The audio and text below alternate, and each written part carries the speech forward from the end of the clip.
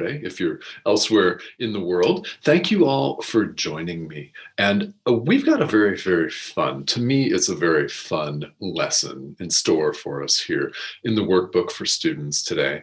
And this is something that's really, really critically important. So today's idea is important, and I want to invite you to have fun with this because it's a declaration of release. Says that right in the first sentence of the commentary. It's a declaration of release. So as we wait a couple of minutes for people to come on and join, as always, thank you so much for tuning in. It's a real pleasure for me to be able to share this time and my experience with you on literally a worldwide stage. We've had people turning in from multiple different countries, and that's just a lot of fun. It's a lot of fun because no matter where we are in the world, we're having the same types of experiences. Ultimately, we're all having the experience of being separated, of being separate from other people, of living in separate countries, in separate continents, with separate political systems running the show. Yeah, we're having separate lives, or so it appears. We're having this experience of separation, and anything, quite literally anything, including modern technology that brings people together, is really quite wonderful. It's ingenious, and we're really fortunate to have it. We really are. So it's a real pleasure for me to be here with you today.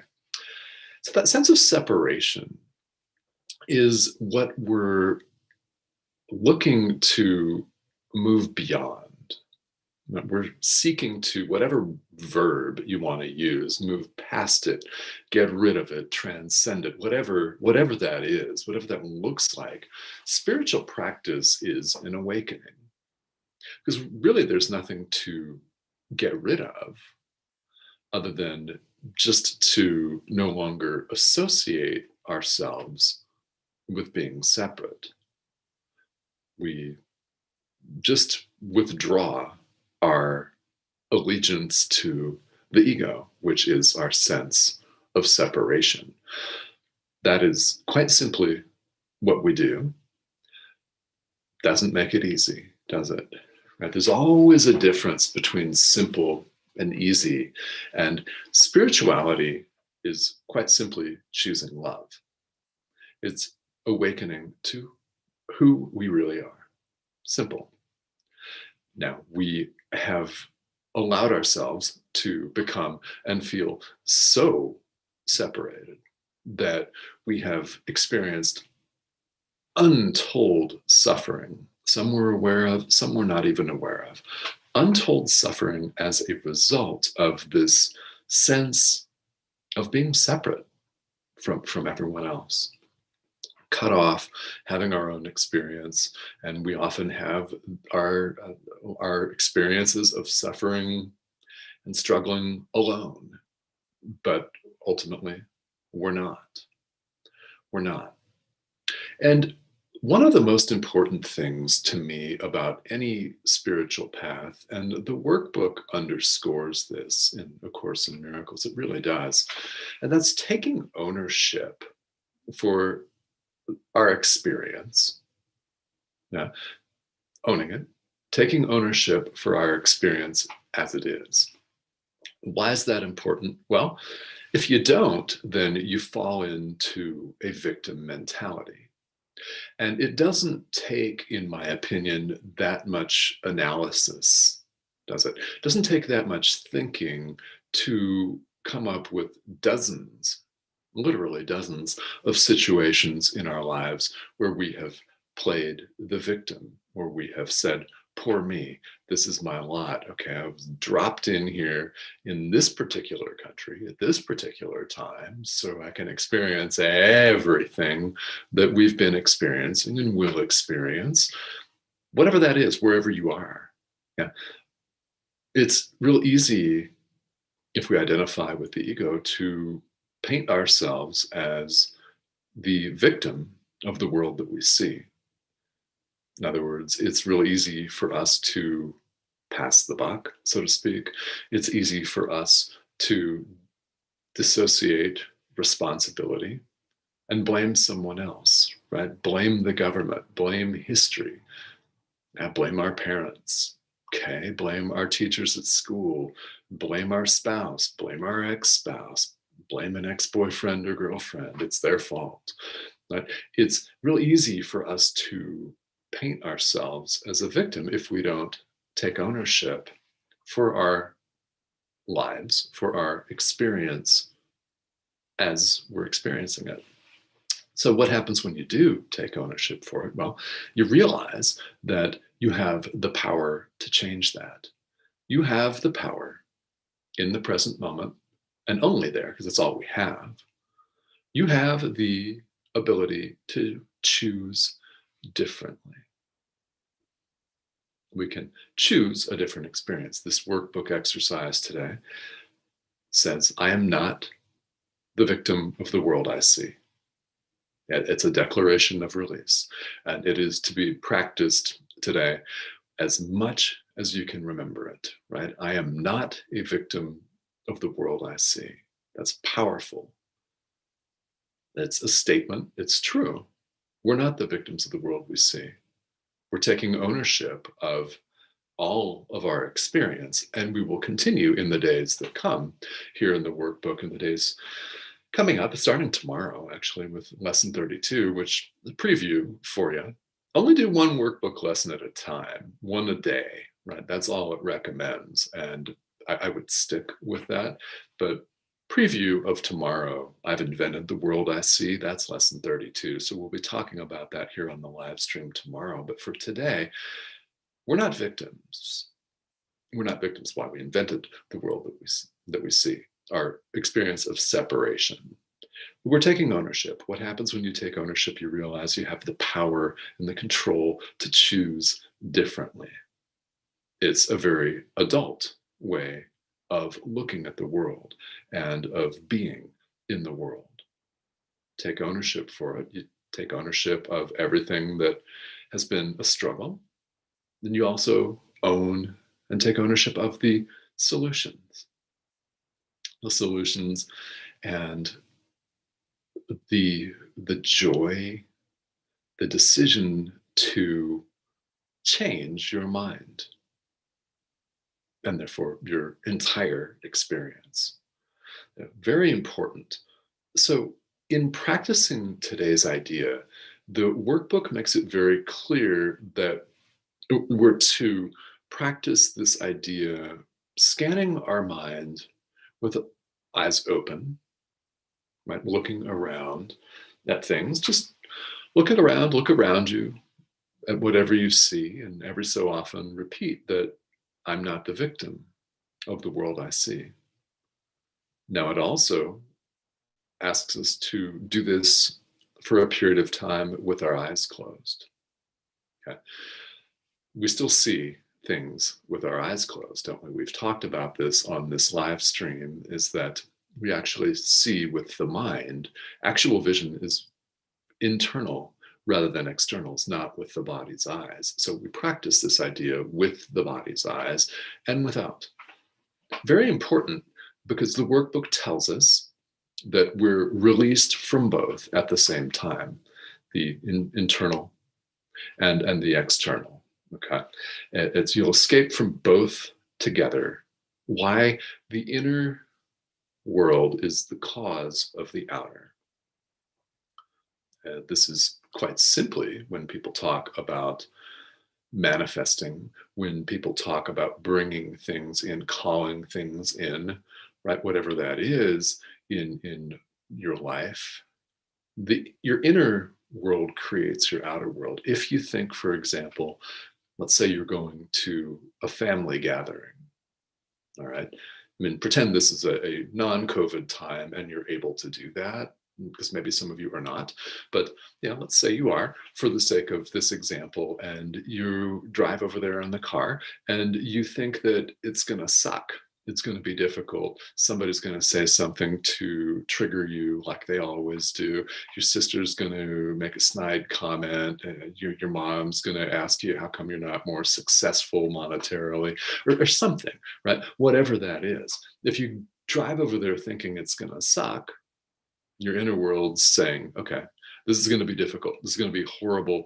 I'm going to hate it. Boom, what happens? You get there, you hate it.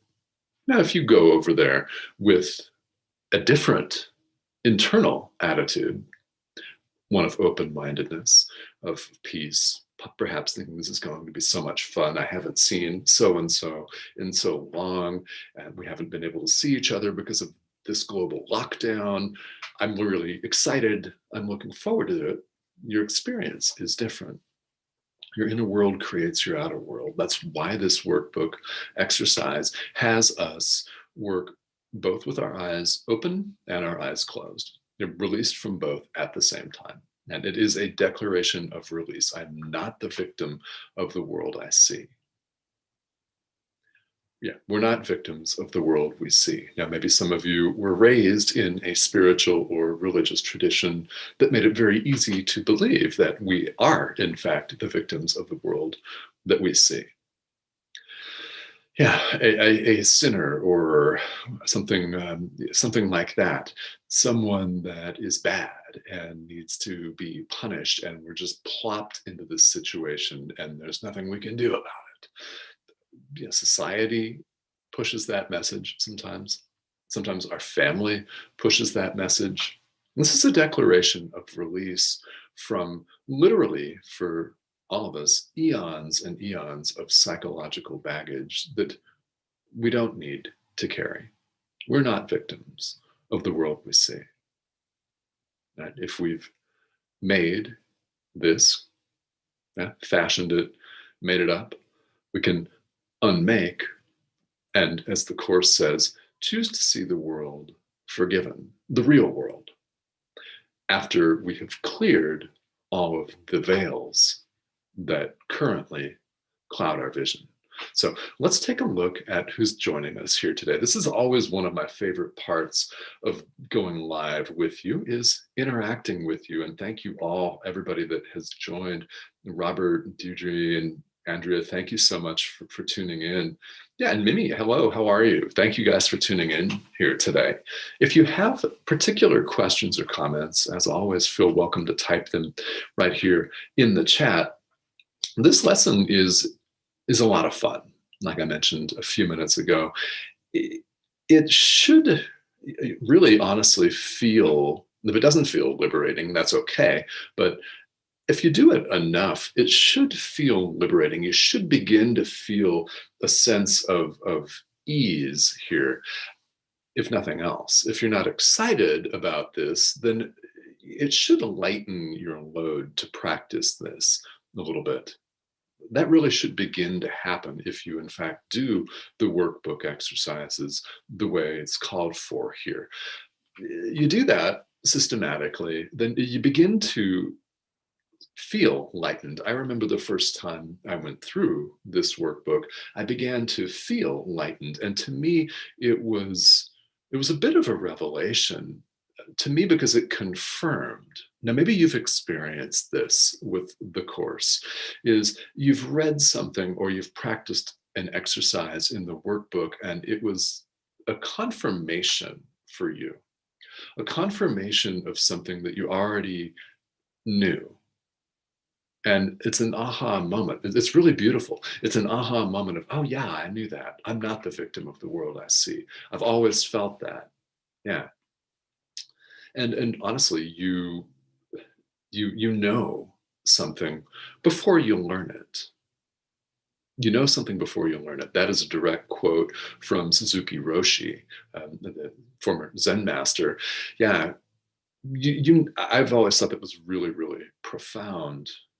You know something before you learn it. In other words, we know who we are before we uncover that in our experience. Yeah, and hello, Jake. Thank you for tuning in. Yeah, thanks everybody for tuning in and for all the comments and the page shares, that sort of things is beautiful. This is exactly what we're all about, is spreading love, extending love worldwide. So yeah, you know something, you just know it before you learn it, and you learn it, and it can be like a confirmation for you, an aha moment. Okay, yeah, I'm not the victim of the world I see. So coming back to our daily life, what does that mean for you? Yeah. Well, what does that mean in your life that you can do, that, that you are now going to do, now that it dawns on you that you're not a victim? You have power. Victims don't have power. You have power. You're not a victim of the world you see. So I invite you to consider in your own life what exactly that may mean for you. And what will you do with this confirmation that, in fact, you're more powerful than you've ever allowed yourself to imagine? That, my friends, is a beautiful, beautiful thing. Yeah, and Deirdre has one question I want to answer. This one, is it learning or remembering? Ultimately, the word you use is up to you. I tend to think of it as remembering, because it's like a confirmation. Yeah, the quote was from Suzuki Roshi, is learning. But what is learning really? Right. I mean, I would tend to say it's more of a remembering, because we're recalling our true nature, which has always been there and it has never changed. We've just chosen to ignore it, which can be a bit of a harsh truth for a lot of us. And for a while, way back in the day, for me, that was, that didn't exactly land perfectly well for me either, that I've chosen to ignore it, because the ego wants to say, well, no, I didn't. But yeah, yeah, we all collectively are in a process of remembering. So that really kind of is learning. I would say remember. Yeah, whichever word works for you. I do think that's one thing that in, in spirituality we can all get hung up on, because words are actually just symbols, aren't they? They're not even the thing they represent. This word computer, for example, is not the object, right? It's called different things in different languages. You know, and that's just it's a term that we all use so that we can communicate with each other, and so we can understand things here in the world. It's not the object itself. So who we are has always been there and always will be there. It's in fact timeless. We're waking up to that, so to speak. We're remembering. Mhm. Yes.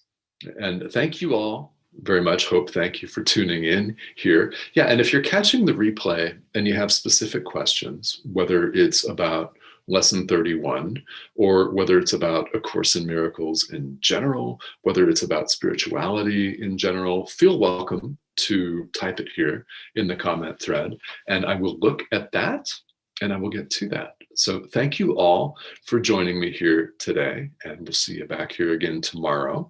Have a beautiful rest of your day.